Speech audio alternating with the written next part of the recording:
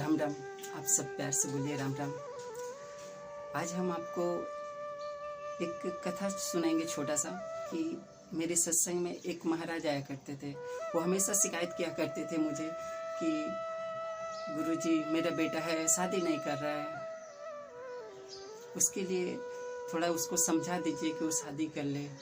वो हमेशा ऐसा लड़की ढूंढता है, वैसा लड़की ढूंढते रहता है।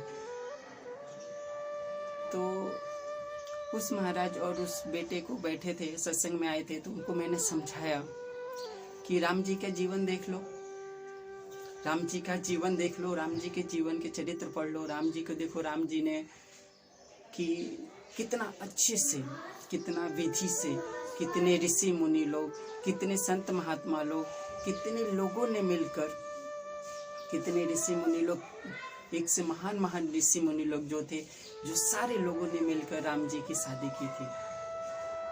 और उनकी शादी के बाद भी,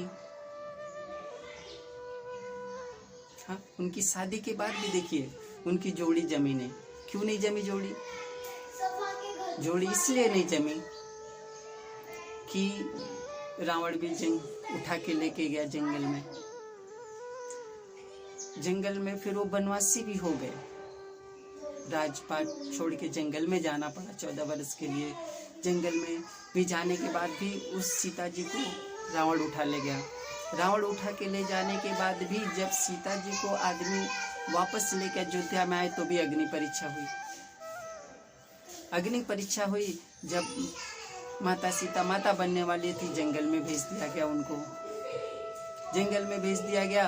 बाद में फिर जब लोग कुछ हुए और फिर राम जी से मिलाने की बात हुई तो फिर लीला उनकी देख लीजिए, धरती फटी और माता सीता धरती में चली गई।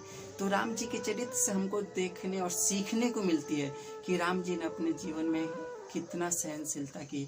तो उस तरह देख के हमें भी अपने समाज में जैसी भी लड़की हो, हमें शादी ब्याह करना चाहिए। उसके ऐसा नहीं है कि हाँ ये लड़की बुरी है। दुनिया संसार में कोई बुरा नहीं होता, सिर्फ बुरा होता हमारा मन, जो हम उसे अच्छे से समझते नहीं है। आप किसी भी लड़की से शादी कीजिए, आप उसका आदर सम्मान करिए, उसको रिस्पेक्ट दीजिए, उसको अपना सेवा कीजिए, उसको प्रेम से रखिए। वो आपके लिए माँ की तरह हो जाती है, माँ की जैसे सेवा करेगी, माँ की जैसे प्रेम करेगी। वो पत्नी रहती है लेकिन उसकी पत्नी होते हुए भी एक माँ के जैसे उसके अंदर करुणा भरी होती है। लेकिन हम क्या करते हैं, उसको घर में लाते, नौकर बना लेते हैं, नौकर के जैसे रखते हैं, तड़पाते हैं, सताते हैं। तो इसलिए वो चिड़चिड़ा हो जाती है और चिड़चिड़ा होने के चलते पूरे घर को नष्ट भ्रष्ट कर देती है। इसलिए उनका औरतों का सम्मान करिए और आप जैसी भी आपको अच्छी लड़की मिलती है उससे शादी करके जीवन को सफल बनाइए। यही मेरा आज का संदेश है। अगर आप समझ गए तो जीवन सफल होगा, नहीं तो फिर राम राम, जय गुरु। दहेज के पीछे मत पड़िए। दहेज के भी बहुत सारे लोग समाज में ऐसा भी देखता हूँ, दहेज के लालच में रहते हैं कि नहीं यहाँ पे 5 लाख मिल रहा है तो मैं शादी करूँगा, यहाँ पे 10 लाख मिल रहा है शादी करूँ। ऐसा नहीं, दहेज के पीछे मत। संसार में एक दूसरे की सहायता की भाव रखिए कि चलो एक जोड़ी बन जाए, भगवान की भक्ति हो जाए, और इस तरह करके हमारे जीवन सफल बनाना चाहिए।